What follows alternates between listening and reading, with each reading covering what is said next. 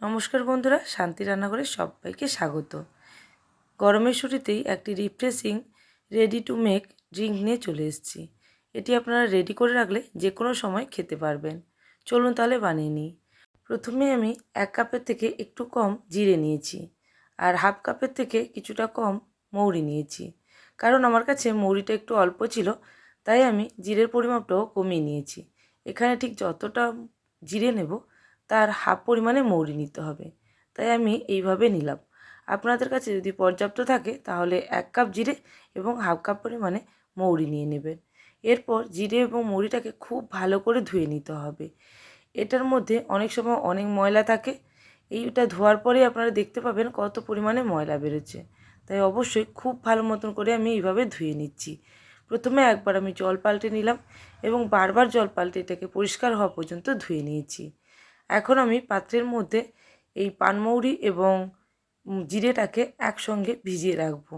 এটাকে অন্ততপক্ষে 4 ঘন্টা বা চাইলে আপনারা ওভারনাইট ভিজিয়ে রাখতে পারেন।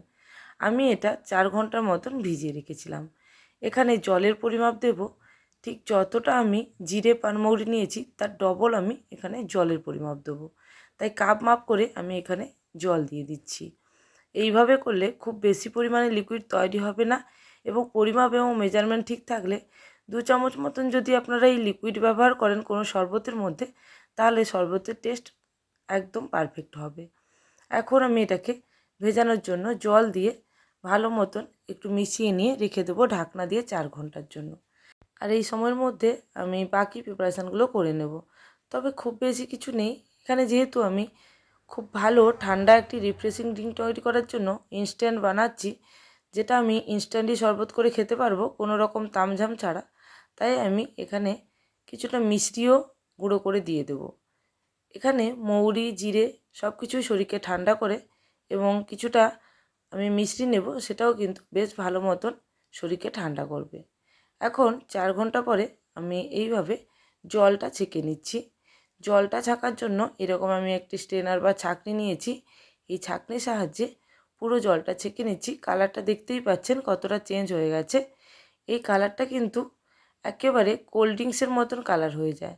আপনারা যখন ভিজিয়ে রাখবেন নিজেরাই দেখতে পাবেন কীরকম কালার আসে এবং একেবারে যেই জলটা বেরিয়েছে সেটা জিরুর মতন টেস্ট হয়। তাই আপনারা চাইলে বেশি পরিমাণেও যদি করতে চান সেক্ষেত্রে করে রাখতে পারেন। আমি এখানে 1 কাপ জিরে দিয়ে করাচ্ছি, আপনারা 2 কাপ করে নিতে পারেন। আর এই জিরে পানমৌরিগুলো কিন্তু আমি নষ্ট করব না, এগুলোকে ড্রাই করে নিয়েছি। আপনারা চাইলে এগুলোকে ওভেনে দিয়ে ড্রাই করতে পারেন বা রোদে দিয়েও ড্রাই করে নিতে পারেন।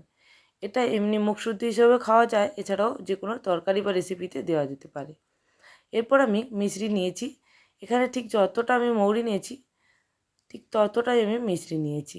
আপনারা যদি মিষ্টির পরিমাণ বেশি খেতে চান সেক্ষেত্রে ইনস্ট্যান্ট মিষ্টি বা আপনারা চাইলে চিনি গুঁড়ো করে মিশিয়ে নিতে পারেন। তবে মিষ্টি যেহেতু বেশ শরীরকে ঠান্ডা করে তাই আমি এখানে মিষ্টি দিচ্ছি।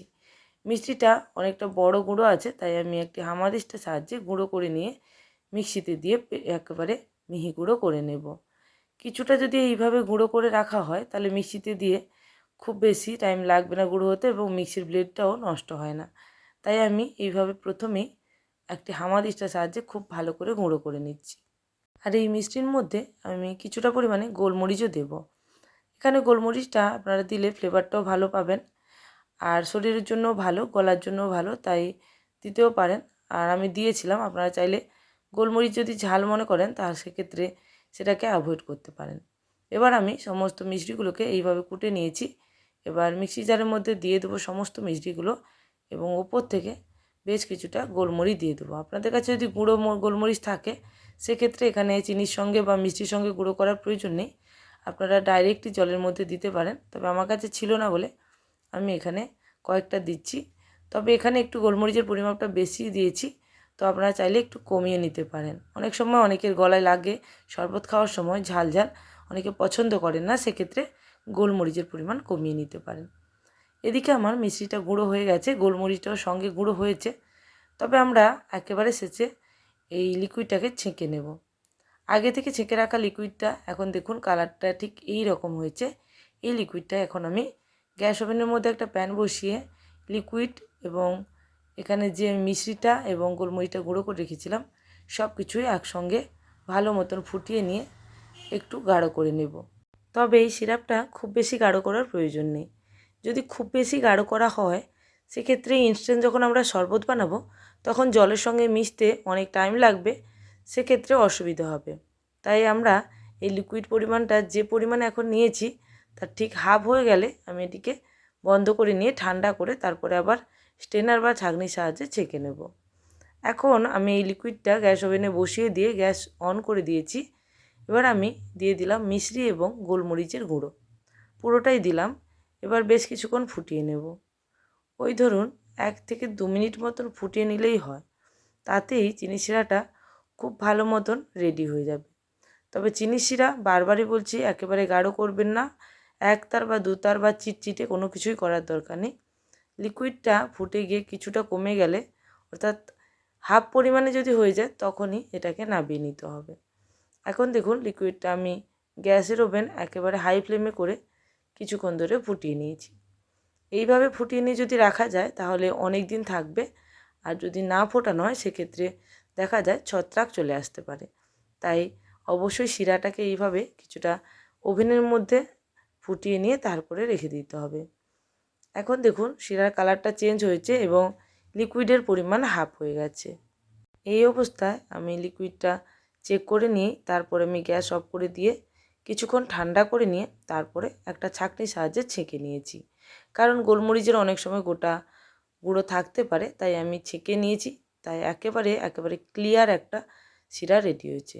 আর আমি যেহেতু লবণটা দিতে ভুলে গেছিলাম তাই এখানে কিছুটা ব্ল্যাক সল্ট দিয়ে দিলাম।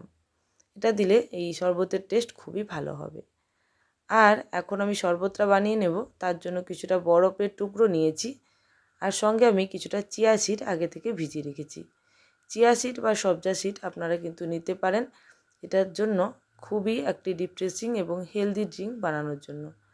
আমি এখানে 4 গ্লাস মতন শরবত বানাবো, তাই এখানে আমি 8 চামচ মতন নিয়েছি সিরাপ। যেহেতু আমার চামচটা এখানে ছোট, তো আমি ছোট চামচেরই 8 চামচ থেকে 9 চামচ নিয়েছি। আর পরে যদি আপনাদের মনে হয় যে আর কিছুটা লাগবে সিরাপ, সেক্ষেত্রে আপনারা নিজেদের ইচ্ছে মতন মিশিয়ে নিয়ে সেটাকে টেস্ট করে খেতে পারেন। তো এখন আমি প্রয়োজন মতন জল দিচ্ছি। এরপর আমি কিছু উপকরণ দেব, যেমন এখানে যে চিয়া সিডটা আমি ভিজিয়ে রেখেছিলাম 1 চামচ মতন চিয়া সিড আমি ভিজিয়ে রেখেছিলাম, সেটা আমি দিয়ে দিলাম এর মধ্যে। এই চিয়া সিড শরীরের জন্য খুবই ভালো, চিয়া সিড বা সবজা সিড এটা খুবই শরীরের জন্য ভালো হয়। এরপর আমি দিয়ে দিচ্ছি কিছুটা পরিমাণে ফ্রেশ পুদিনা। এই পুদিনাটা আমি এরকম ছিঁড়ে দিচ্ছি, কারণ এই ড্রিঙ্কের মধ্যে একটা টেস্ট ভালো আসবে, তার জন্যই ফ্লেভারটা যখন ছিঁড়ে দেওয়া হয় তাই পুরো ফ্লেভারটা কিন্তু জলের সঙ্গে মিশে যাবে। এরপর আমি কিছুটা লেবুর রস দেবো। এখানে চাইলে আপনারা লেবু স্লাইস করে কেটে কেটে অর্থাৎ রিং রিং কেটে কেটে দিয়ে দিতে পারেন, তাতে দেখতেও ভালো লাগে এবং ফ্রেশ একটা ফ্লেভার আসবে। আমার কাছে যেহেতু বেশি পরিমাণে লেবু ছিল না, তাই আমি এরকম স্লাইস লেবুগুলো থেকে রসটা শুধুমাত্র দিলাম, এতেও ভালো ফ্লেভার আসবে। এরপর এটাকে ভালো করে মিশিয়ে নিয়ে গ্লাসগুলোর মধ্যে নিয়ে নেব। প্রত্যেকটা গ্লাসে আমি হাফ পরিমাণে এই সিরাপটা সময় যে জলটা রেডি করেছি বরফের জলটা এটা দেবো, এবং এক্সট্রা বাকি জলটা আমি নর্মাল জল মিশিয়ে নেব। আপনারা চাইলে একসঙ্গে পুরো জলটা পরিমাপ করে নিতে পারেন, তবে আমি এখানে যেহেতু আগে থেকে মাপ করে নিইনি, তাই যে পরিমাণে জলটা আমি এখন রেডি করেছি সেই শরবতের জলটা আমি গ্লাসে সমান 4 ভাগে দিয়ে দিলাম। এরপর উপর থেকে আমি এক্সট্রা জলটাও দিয়ে দেব। এক্সট্রা জলটা দেওয়ার পরে যদি মনে হয় যে কিছুটা টেস্টের আরও দরকার আছে ভালো টেস্টের, তার জন্য আমি অল্প পরিমাণে আবারও সিরাপটা দিলাম। আপনারা নিজেদের ইচ্ছে মতন প্রয়োজন মতন টেস্ট করেই দেবেন। এইভাবে আমাদের ড্রিঙ্কটা রেডি হয়ে গেল। আপনারা এইভাবে গরমের দিনে বানিয়ে রাখবেন, ইনস্ট্যান্ট বানিয়ে খাবেন। তাহলে আজকের জন্য এই পর্যন্ত, আবারও চলে আসবো নতুন কোনো রেসিপির সঙ্গে। ততক্ষণের জন্য সবাই ভালো থাকবেন, সুস্থ থাকবেন। Thank you for watching my video.